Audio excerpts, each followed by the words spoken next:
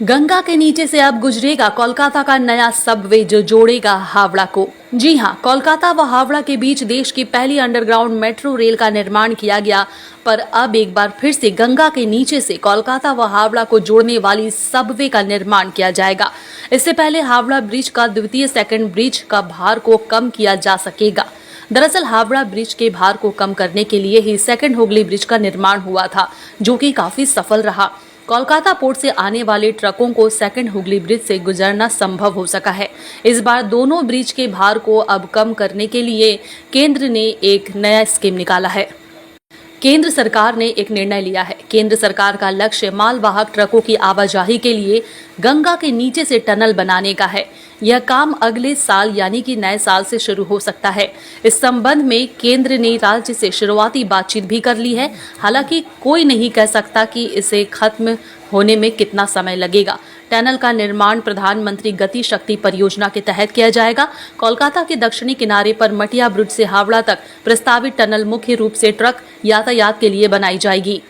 Port इलाके से truck Howrah के माध्यम से विभिन्न राष्ट्रीय राजमार्गों के माध्यम से राज्य के अन्य हिस्सों में जा सकेंगे।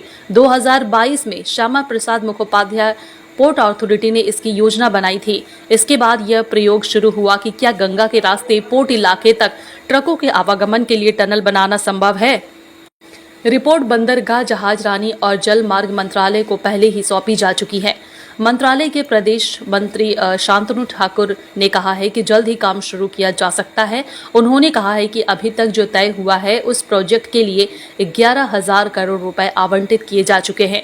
कुल 15 किलोमीटर लंबी सड़क होगी, जिसमें 8 किलोमीटर लंबी टनल होगी। संजोग से अब अगर किसी ट्रक को पोर्ट से राष्ट्रीय राजमार्ग तक जाना है तो मुख्य रास्ता का दूसरा हुगली ब्रिज है।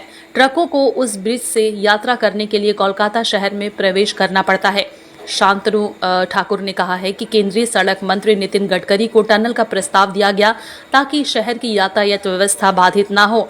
बनगांव से बीजेपी सांसद ने केंद्रीय मंत्री बनने के बाद यह प्रस्ताव रखा था।